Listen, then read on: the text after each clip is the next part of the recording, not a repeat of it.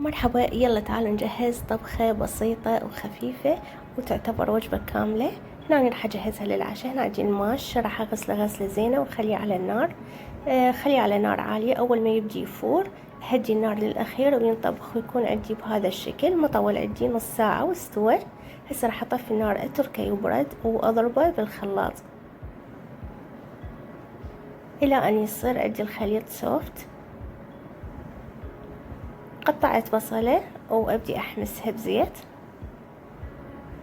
راح اضيف كركم واضيف كمون وفلفل اسود، ايضا احمسهم ويا البصل. هنا راح تبدي تبرز نكهة التوابل اكثر. واضيف خليط الماش، اضيف مكعب ماجي، اختاريت ماجي دجاج يعطي طعم اطيب، واضيف الملح واترك الشوربة تنطبخ.